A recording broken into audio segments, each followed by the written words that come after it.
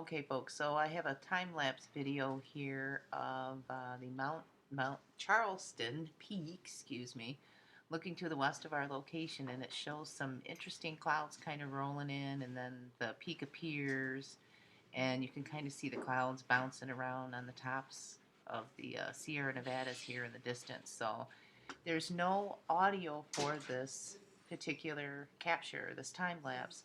So what I'm going to do is play an audio file of the history of Charles Garrett metal detectors.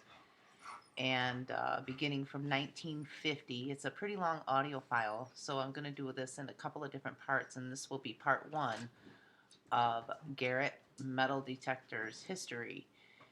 And hope you enjoy the visual here of Mount Charleston Peak off in the distance, getting pummeled with some pretty heavy snow and cloud structures passing through. So, and again, this was from yesterday morning, yesterday a.m. So here we go.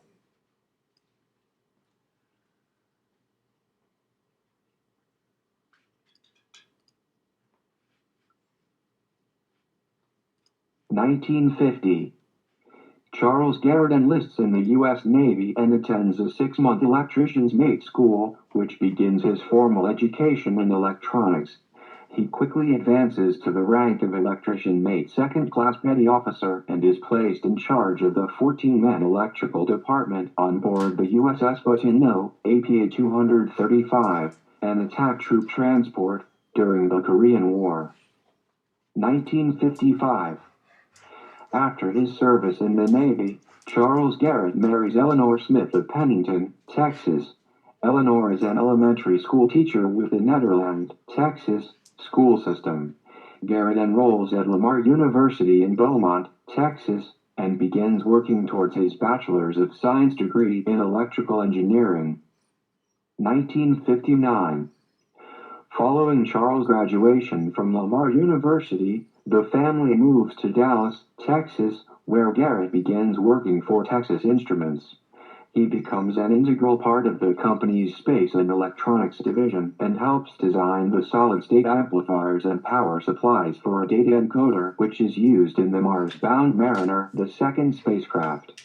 He also designs the electronic radar scanning templates and controls for the F-111 aircraft.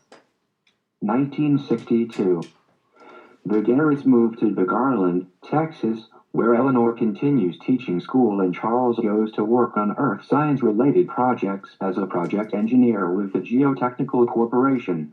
Among the devices he helps develop is advanced seismograph circuitry that is planted on the moon by Neil Armstrong in 1969. 1963 Charles Garrett rents commercial metal detectors and finds them unsatisfactory. He begins work in the garage of his Garland home to design, develop and build better ground search metal detectors. 1964 Eleanor and Charles Garrett establish their business April 1st, 1964.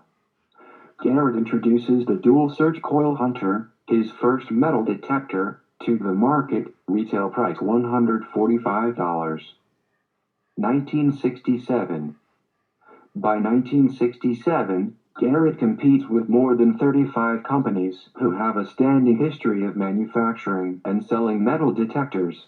He recognizes early that his detectors must offer better searching capabilities than those available from his competitors.